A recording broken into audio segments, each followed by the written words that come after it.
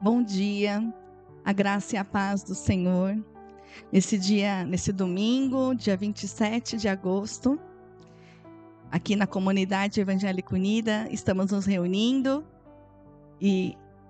Opa, o que eu falei? Agosto. Opa, eu tô adiantando. O tempo já tá passando tão rápido, pra que adiantar, né, gente? 27 de julho, né? Que isso, o tempo já passou a metade do ano já, e daqui a pouco já estamos no Natal. É bom nós estarmos juntos, algumas pessoas não puderam estar aqui hoje, então eu fico muito feliz da gente ter essa oportunidade de poder transmitir, né, os ensinos, as palavras que são dadas aqui, porque a palavra do Senhor ela é maravilhosa, não é? E quando Deus fala, gente, é incrível. O texto que o Giovanni ministrando aqui o louvor de manhã é um texto que vai ter tudo a ver com o tema dessa mensagem de hoje.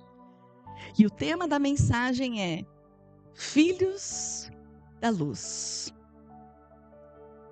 Nós sabemos que vivemos num mundo mau, né? A gente nem precisa pensar muito para tirar essa conclusão. A gente vê as notícias, dá até desânimo, né? De ligar a rede aberta, TV aberta e ver notícia, porque acho que 99% das notícias é notícia ruim.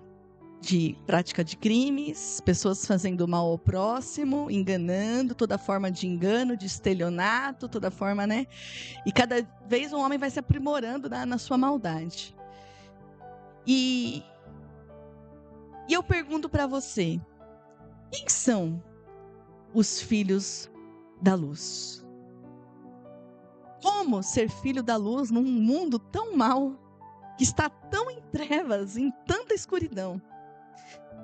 Eu pergunto, você é um filho da luz? Eu já ouvi dizerem, né? Às vezes as pessoas falam, né? E repetem tanto isso e por repetir acham que é verdade, né? Que todos são filhos de Deus, que todos os caminhos levam a Deus. Será isso uma verdade? Sabemos que não, que é um engano. E as pessoas falam essa mentira e é uma mentira que impede muitas pessoas de se achegar ao conhecimento da verdade.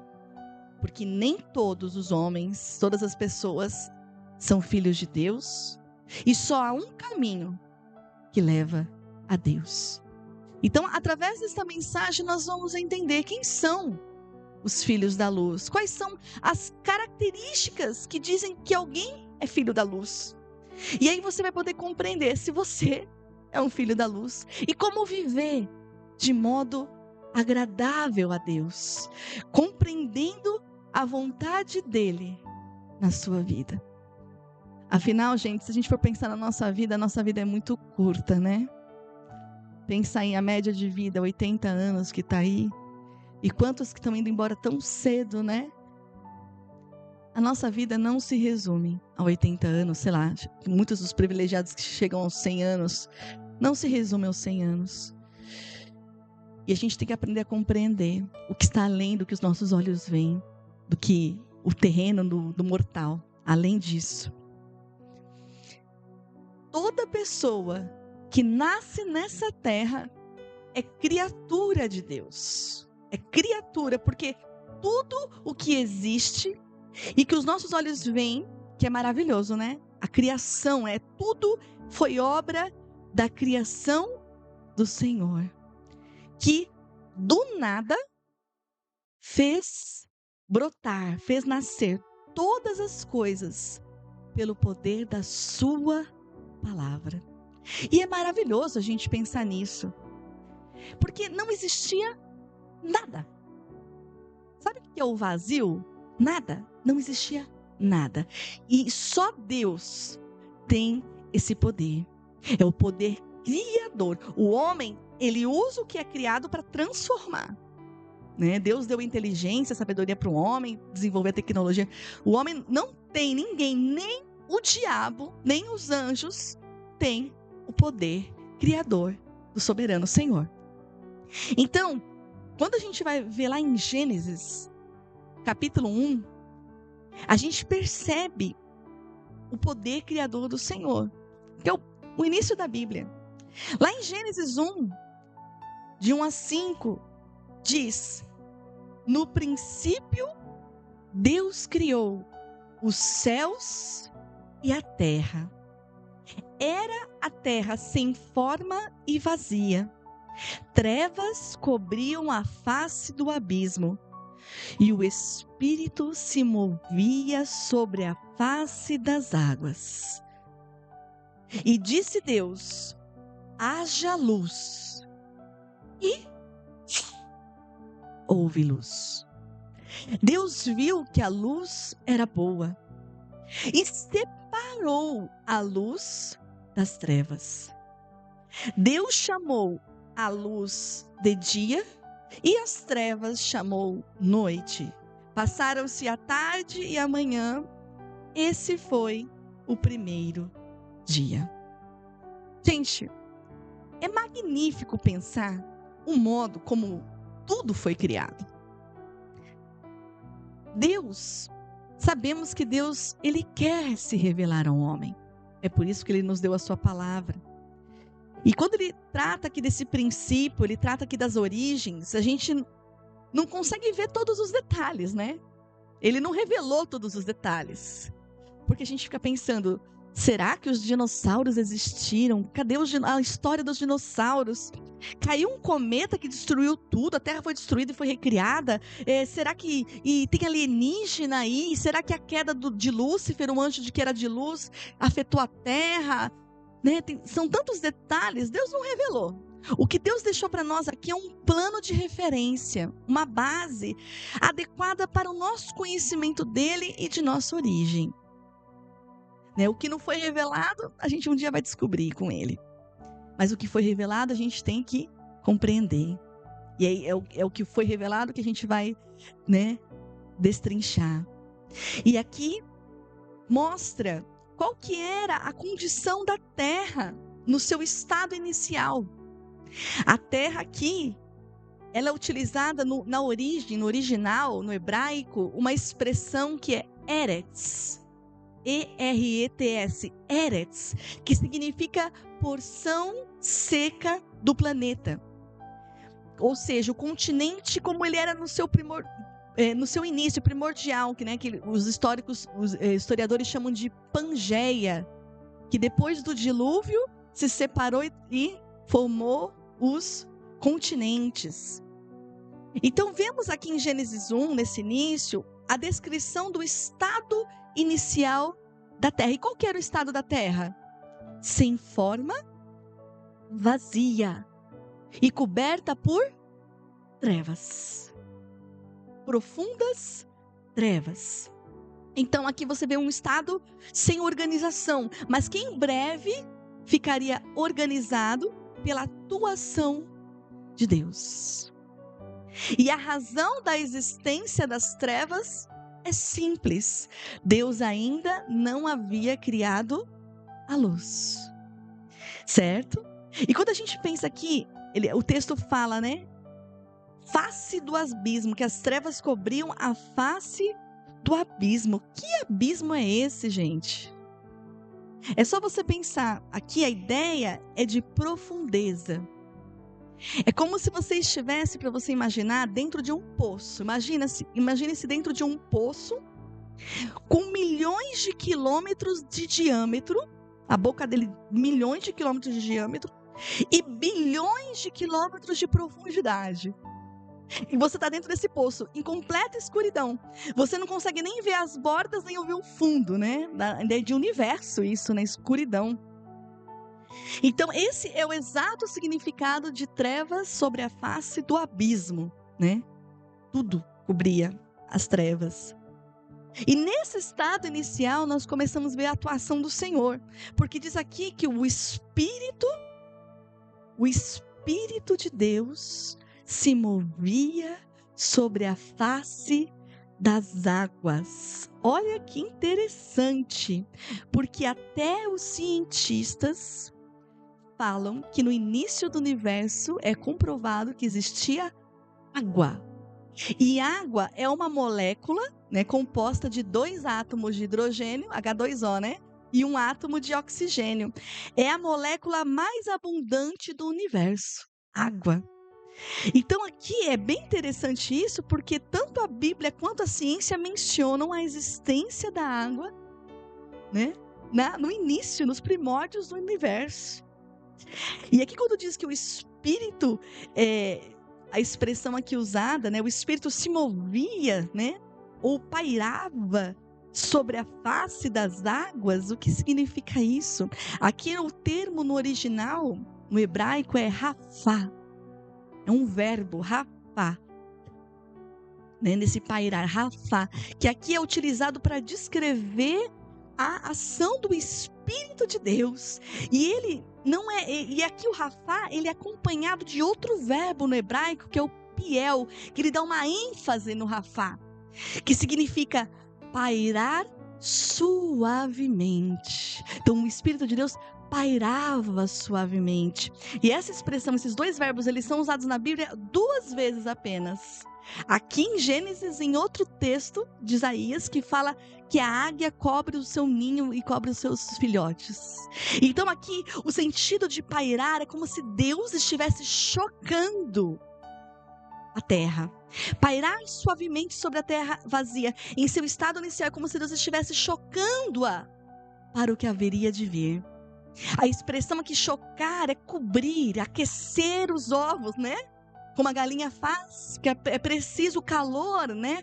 Para que o embrião se desenvolva. E do mesmo modo, aqui demonstra o cuidado do Senhor sobre a sua criação. Ele cobriu a sua criação. Ele pairou suavemente, chocando, visando germinar o que se seguiria nas ações da sua criação. Que coisa linda, né? Deus cobriu a sua criação com Ele próprio. E o ato principal da criação, nesse primeiro dia, foi o quê? Foi a criação da luz. Deus ordenou, haja luz, e no mesmo instante, a luz resplandeceu. E aí Ele separou, né? Ele fez uma separação da luz e das trevas. Porque luz e trevas não combinam, não se convivem, elas se opõem. E Deus trouxe aqui à existência aquilo que os cientistas chamam de radiação eletromagnética, que também, olha só, tanto as escrituras quanto as evidências científicas concordam que havia luz no início do universo. A luz eles chamam de radiação eletromagnética. Olha que impressionante, né? A ciência e a fé se coadunam, se combinam, né? Não se chocam. E interessante também, que eu quero destacar, é que o início da vida, dentro do ventre materno, o início de toda a vida no útero de uma mãe, existe um espetáculo de luz também. E eu separei até uma imagem que mostra isso, e isso já foi comprovado cientificamente, que no exato momento em que o óvulo no ventre de uma mulher é fecundado, esse óvulo, ele emite um clarão de luz. A imagem está conseguindo mostrar? Vai mostrar aí uma imagem. Não dá para ver? Ah, a imagem ficou escura. Mas depois você pesquisa lá no Google. Coloca aí, clarão de luz no óvulo, né? Ou efeito que eles chamam de faísca de zinco. O clarão de luz na fecundação é um fenômeno fascinante, que ocorre quando o espermatozoide ele penetra no óvulo, e o óvulo, naquele momento da penetração, ele libera bilhões de átomos de zinco. E essa liberação, ela libera uma reação, essa liberação desencadeia uma ação como se fosse uma explosão de faíscas, que podem ser observadas por microscópios próprios, altamente sensíveis. E esse fenômeno eles chamam de centelha de zinco, ou faísca de zinco. Impressionante. É ali uma explosão de luz que sinaliza a criação de uma nova vida. E o homem tentando, né, destruir isso através do aborto, que é um pecado, que é um assassinato. Então, quando surge a luz, está mostrando que ali está surgindo uma vida, E esse fenômeno é um marco quando eles descobriram isso, porque a luz, a intensidade da luz mostra a saúde do óvulo, o quanto que o óvulo é saudável. Então esse fenômeno ajuda a identificar os óvulos saudáveis para tratamentos em fertilização in vitro. Então é maravilhoso. Então ali surgindo a vida, também surge a luz, porque Deus é o dono de toda a vida. Ele é a fonte de toda a luz, de toda a vida, de todo o poder, de toda a verdade e conhecimento. É por isso que a palavra fala que Deus é o Pai das luzes. Vamos ver lá? Tiago 1, 17 e 18.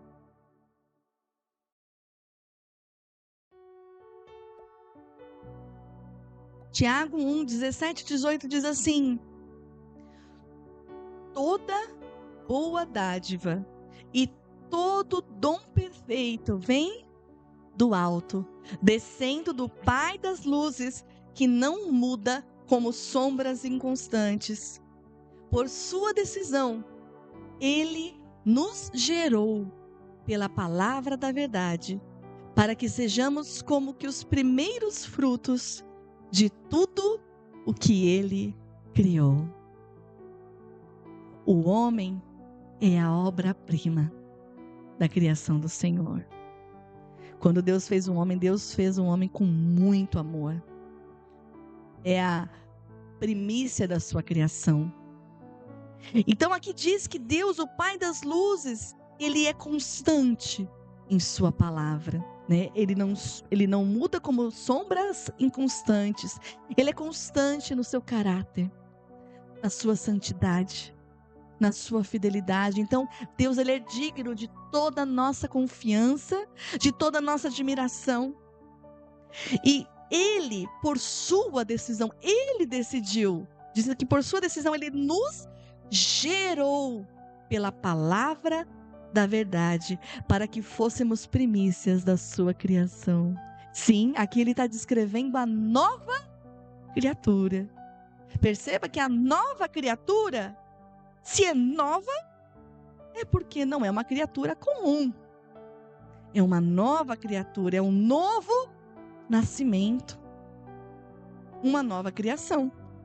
Ou seja, é assim que o Pai das luzes gera filhos da luz, através da palavra da verdade, que é chamada também na Bíblia de semente incorruptível. Então é assim que o Pai das luzes gera filhos da luz, através da sua palavra. Deus, Ele é o Criador de todos os homens. Nele todos existem, todos se movem, porém somente os gerados pela semente incorruptível, que é a palavra, que é o Evangelho, são de fato filhos de Deus. São de fato novas criaturas. E aquele que é chamado na Bíblia de o Verbo, que vem do grego logos, que significa palavra, no princípio de toda a criação, ele estava com Deus, o Verbo. Ele estava porque ele era Deus, ele agia na criação. E todas as coisas foram criadas por meio dele. E sem ele, nada do que existe teria sido feito. Esse logos, o Verbo, a palavra. E João 1, de 4 a 5, João 1, ele fala exatamente sobre isso. E no versículo 4 e 5, diz assim: nele estava a vida, e esta era a luz dos homens. A luz brilha nas trevas, e as trevas não a derrotaram. Então aqui, de quem que o apóstolo João estava falando? Que ele chama de verbo, chama de palavra, chama de luz dos homens. E ele é bem claro que, se você for ver a quem que ele se refere nos versículos seguintes, versículos de 6 a 11. O apóstolo João diz assim: surgiu um homem enviado por Deus, chamado João. Aqui está se referindo a João Batista, primo de Jesus. Ele veio como testemunha para testificar acerca da luz, a fim de que por meio dele todos os homens crescem. Ele, João Batista, próprio não era luz, mas veio como testemunha da luz. Estava chegando ao mundo a verdadeira luz que ilumina todos os homens. Aquele que a palavra estava no mundo, e o mundo foi feito por intermédio dele, mas o mundo não o reconheceu. Veio para o que era seu, mas os seus não o receberam. O que haveria de indicar quem, gente? O Verbo, a palavra, por meio de quem tudo foi criado, a verdadeira luz que ilumina todos os homens, é Jesus Cristo de Nazaré. Aqui fala que ele veio para o que era seu, né? Porque ele veio para o seu povo, mas o seu povo o crucificou, não o recebeu. Aqui é Jesus, e Jesus, ele foi gerado de uma forma especial. Ele foi gerado pela ação do Espírito Santo no ventre de Maria, que foi envolvida pelo Espírito Santo. Jesus, ele é o alvo do propósito de Deus, o propósito que Deus designou na eternidade, antes que houvesse mundo. Deus já havia planejado a respeito de Jesus Cristo, o seu verbo, a sua palavra. E era necessário que Jesus fosse gerado de um modo sobrenatural. A gente entende isso porque se ele nascesse da semente de José com Maria, ele seria herdeiro do pecado e não poderia pagar o preço do pecado para salvar a humanidade. Então sabemos que toda pessoa que nasce nesse mundo já nasce, pode ser a coisa mais linda que for, né? Fofura, nasce pecadora. Todos nascemos pecadores. Porque somos descendentes de Adão e todos que vieram depois de Adão herdaram o pecado por meio de quem? Foi por meio de Adão que o pecado entrou no mundo, devido à sua desobediência lá no jardim. O pecado e a morte passaram de geração em geração e todos que nasceram depois de Adão se tornam pecadores. É por isso que a Bíblia fala lá em Romanos 5,12 que todos pecaram. Mesmo não tendo pecado, cometido o mesmo erro de Adão, todos pecaram porque recebemos o pecado como herança. Que herança, hein? Adão, que herança.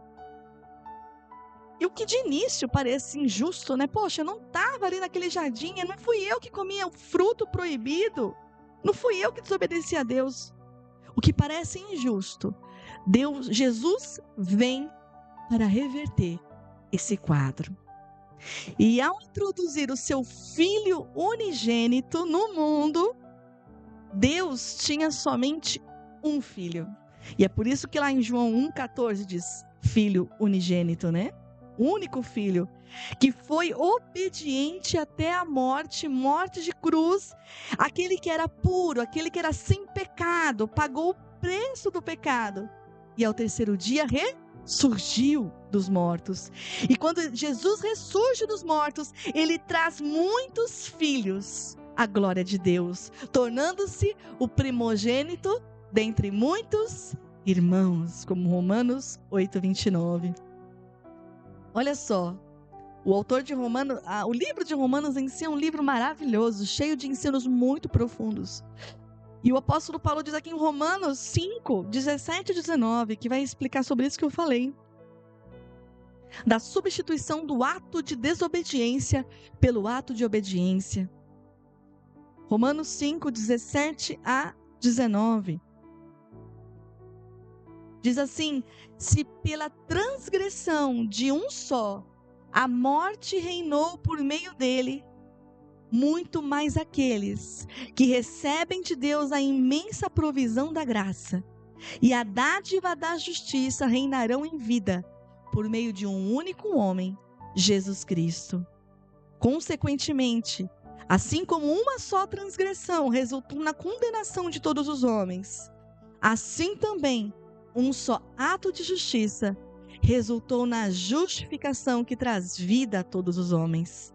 Logo, assim como por meio da desobediência de um só homem, muitos foram feitos pecadores, assim também, por meio da obediência de um único homem, muitos serão feitos justos. E é lindo porque se o efeito do pecado foi tenebroso, né, que alcançou toda a descendência de Adão, quanto mais será o efeito do ato de justiça de Cristo em justificar a todos aqueles que nele creem. Perceba que cada ser humano que nasce neste mundo, então, é uma criatura de Deus, nascido da relação íntima de um homem com uma mulher. E esse nascimento é um nascimento natural, que resulta em um descendente de Adão, que é nascido do sangue, da carne, nascido da vontade do homem.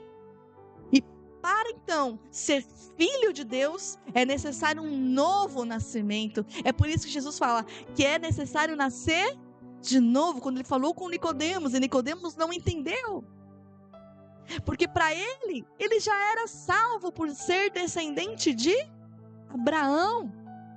E aí Jesus vem quebrar esse paradigma. É necessário nascer de novo, não adianta ser descendente de Abraão. É necessário crer no enviado de Deus, que é o verbo, que é a palavra de Deus. O nascimento se dá através da palavra de Deus, nascer da água e do Espírito, que é a semente incorruptível. É preciso ouvir a palavra, é preciso, para nascer de novo, para que você creia em Jesus, porque a palavra é Cristo. E quando você crê em Cristo como único e suficiente Salvador, você recebe do Senhor um poder. Um poder, isso é poder, gente. Aos olhos humanos nada acontece, mas no mundo espiritual tudo aconteceu. É o poder de ser feito filho, filha de Deus. Isso é lindo, amados. Esse é o maior milagre. É o maior milagre. Às vezes as pessoas oram por tantos milagres, né? A gente ora, a gente clama, né? Lógico. Né? Eu teve uma notícia que às vezes eu compartilho até com o pessoal da igreja, de uma médica que trabalha na África, e ela trabalha num setor de pessoas com doenças terminais, pessoas que estão ali, né, no fim da vida, assim, né, só com paliativos.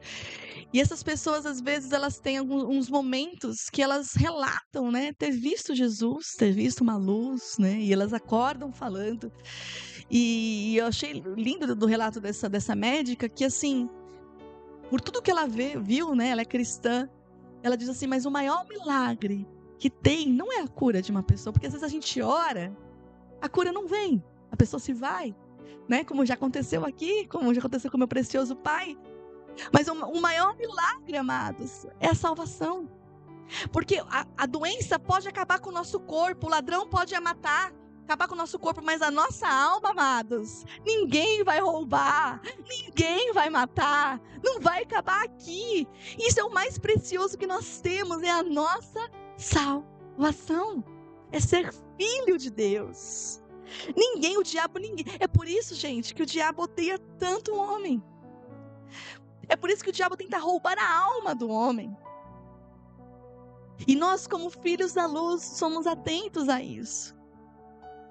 Porque estamos debaixo da cobertura do nosso Pai onipotente. João 1, de 12 a 13. Diz assim: contudo, aos que o receberam, aos que creram em seu nome, deu-lhes o direito, e a melhor tradução eu creio que é, deu-lhes o poder de se tornarem filhos de Deus, os quais não nasceram por descendência natural, nem pela vontade da carne, nem pela vontade de algum homem, mas nasceram de Deus, redação do divino.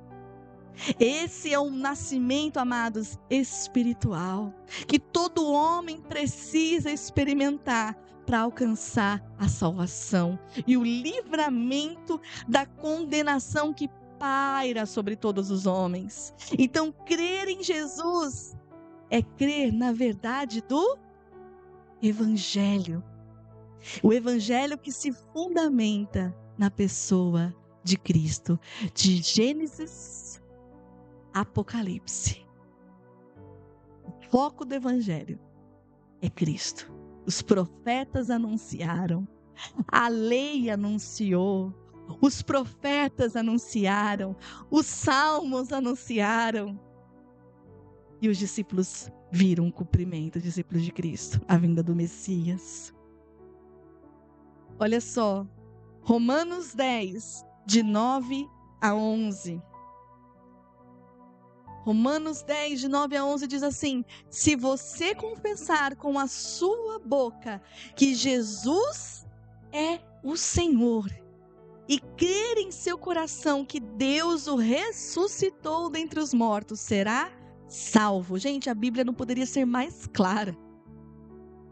É necessário. O que eu tenho que fazer para ser salvo? Crer, confessar em seu coração, crer e confessar com a sua boca que Jesus é o Senhor e Deus o ressuscitou dentre os mortos, será salvo.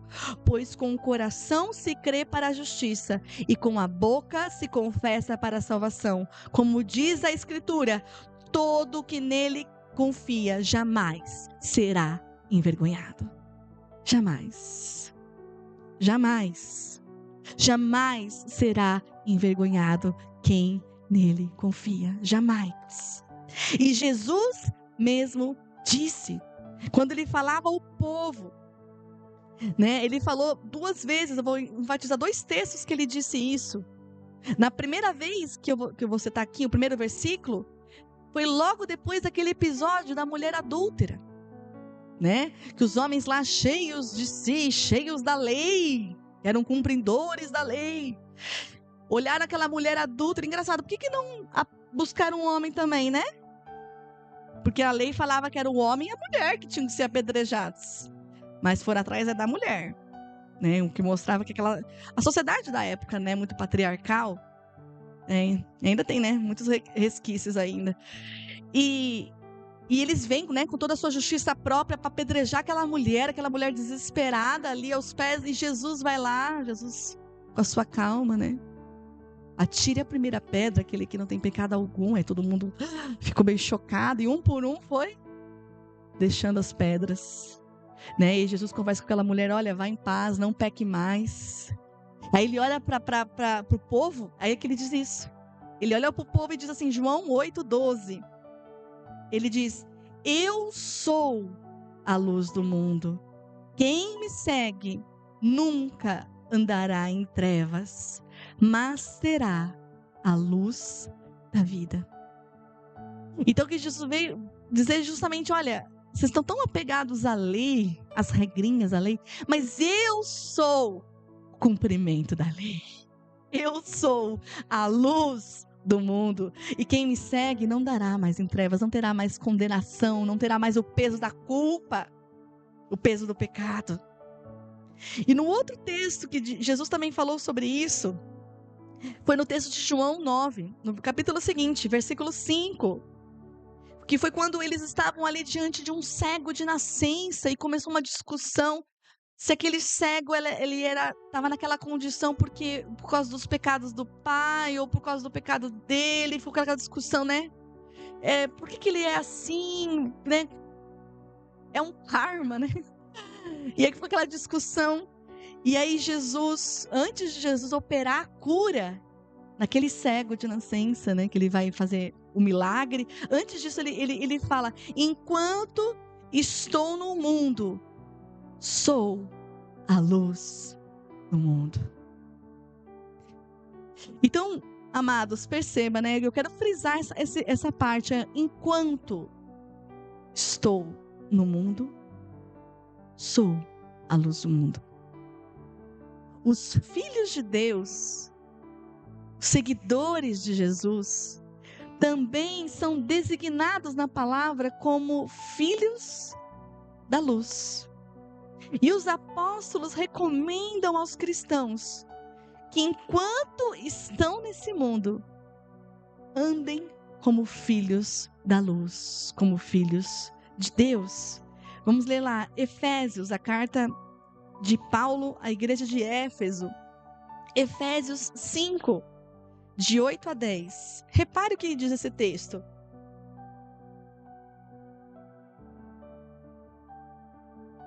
Olha aqui o que o apóstolo Paulo fala. Porque outrora vocês eram trevas, mas agora são luz no Senhor. Vivam como filhos da luz, pois o fruto da luz consiste em toda bondade, justiça e verdade, e aprendam a discernir o que é agradável ao Senhor. Eu estava falando lá do cego de nascença, né? Que o cego de nascença experimentou um milagre, né? O Senhor Jesus cuspiu ali, ele estava fez uma lama ali com a sua própria saliva, colocou nos olhos do cego e mandou ele se lavar no tanque e depois se apresentar, né, ao sacerdote. E o milagre é operado ali na cura dele. Mas como eu disse, o maior milagre que aconteceu na vida daquele cego, que depois ele foi lá inquirido pelos sacerdotes para dizer que quem que curou ele, porque aquele dia era sábado, e ficou uma discussão lá entre os sacerdotes, entre os judeus. Mas o maior milagre que aconteceu ali foi a salvação daquele cego de nascença, porque ele reconheceu que Jesus era o Cristo, o prometido, o enviado. Ele estava cego, estava em trevas e viu a luz. Ou seja, ele conheceu o Senhor. Então, nesse texto de Efésios, Paulo ele fala: vocês agora, antes vocês eram trevas, ele fala. Então, a condição aqui de trevas é a condição do velho homem, da velha criatura, o homem que é condenado, perdido, que é chamado também de filho da ira, filhos da desobediência. E a nossa vida era assim sem Jesus, não era? A nossa vida era trevas, era escuridão, éramos destinados ao abismo da condenação. Mas Deus, até que Deus veio com a sua rica misericórdia e nos deu a sua palavra, como se ele dissesse em nossa escuridão: haja luz na sua vida, haja luz. E onde reinava o caos, a confusão, a escuridão, a ignorância, irradiou a luz deslumbrante de Cristo, e isso despertou em você o conhecimento do alto, operou em você o perdão, o amor, a vida, a restauração, o conhecimento da verdade e a paz. Que paz inigualável, a paz que o mundo não conhece, é a paz que os filhos da luz possuem. Quando conhecemos a luz, ela irradia de tal forma em nós que ela faz parte, passa a fazer parte de nós. E nós, como filhos da luz, nos tornamos participantes da natureza de Deus, e é resgatada em nós a imagem e semelhança do Senhor, e escapamos da corrupção que há no mundo, causada pela cobiça, né? O mundo é dominado pela cobiça, o querer, o poder. Vamos ler lá o 2 Pedro. Eu não coloquei esse texto aí para projetar, mas eu vou ler aqui na Bíblia. 2 Pedro 1, 3 a 4.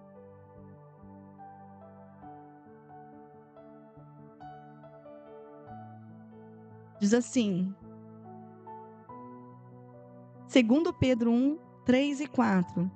Seu divino poder nos deu tudo de que necessitamos para a vida e para a piedade, por meio do pleno conhecimento daquele que nos chamou para a sua própria glória e virtude. Dessa maneira, ele nos deu as suas grandiosas e preciosas promessas, para que por elas vocês se tornassem participantes da natureza divina e fugissem da corrupção que há no mundo causada pela cobiça. Então, amados, se nos tornamos, a luz, ela faz parte de nós. É por isso que Jesus disse que enquanto estou no mundo, sou a luz do mundo. Porque ele não haveria de permanecer aqui em corpo conosco, mas que aqueles que crescem nele permaneceriam nessa terra, e esses seriam filhos da luz, imitadores de Deus, como filhos amados. O filho da luz é imitador de Deus, é um filho amado, É um filho que vive debaixo da saia do pai, que vive debaixo do cuidado do pai, do conselho do pai, que quer ouvir, né? Como Giovanni falou, que quer sim um relacionamento, quer conhecê-lo, quer nem que seja, né, exortado, né? Que na disciplina também o pai age na disciplina, na correção. Então, o filho da luz, ele é um imitador de Deus, é um filho amado que vive em amor. Porque qual que é o fruto da luz? Como diz ali em Efésios, que nós lemos, Efésios 5. O fruto da luz é bondade, justiça e verdade. Ou seja, o filho da luz, ele é um com o Senhor. O filho da luz, ele tem o discernimento do que é agradável ao Senhor e o que não é agradável ao Senhor. Então, por isso ele é obediente. O filho da luz, por isso que o filho da luz é filho da obediência. Ele compreende qual é a vontade de Deus. Ser filho da luz, ou seja, resumindo, ser filho da luz é viver conforme a palavra. É viver conforme a palavra. Porque a gente pensa em luz, né? Filhos da luz. Qual que é a função da luz? Iluminar, não é? Quais são as funções da luz? Se a gente puder colocar aqui, ó, iluminar, trazer conhecimento, como aquele versículo, luz para os meus pés, lâmpada para os meus pés e luz para o meu caminho é a tua palavra, ó Senhor. A luz, ela ilumina, ela mostra o quê? O caminho. A luz, a função da luz é tirar você da ignorância, tirar você do juízo. A luz, ela mostra os perigos, né? Quem que já não está andando assim, quando acorda da noite, bate o dedinho, né? A luz, ela mostra onde você tem que andar, os perigos, onde estão os erros, para te livrar dos enganos. Então a luz, ela te livra dos enganos. A luz mostra onde é seguro andar e onde não é seguro andar.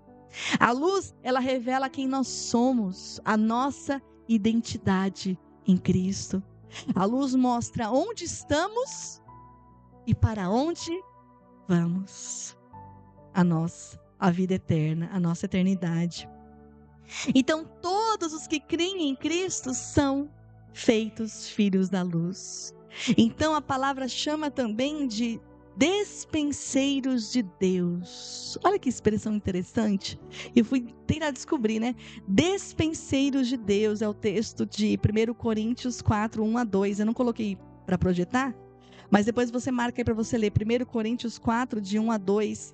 Despenseiros vem do grego oikonomos com K, que significa mordomo, administrador da casa.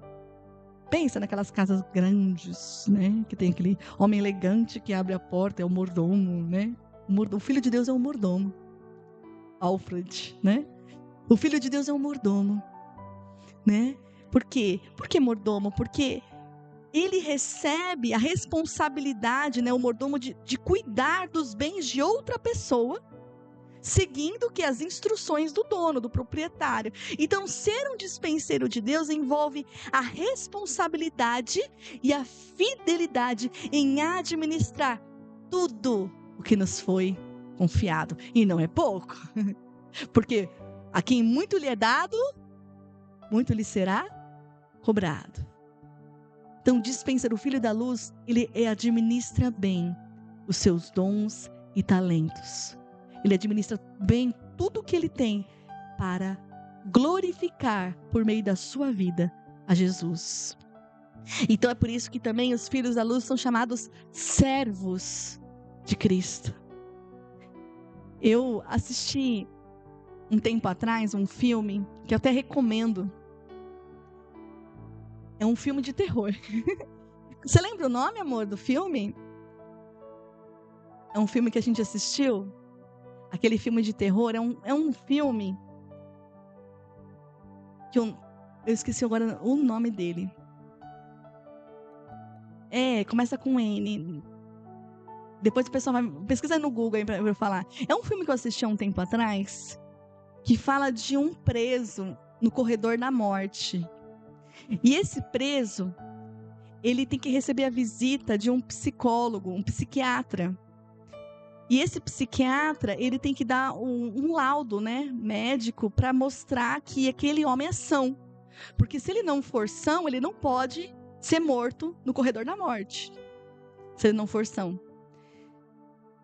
E aí, Nefários, o nome do filme é Nefários. Gente, eu achei espetacular o filme, assim. É um filme de terror, mas ele mostra a atuação do diabo.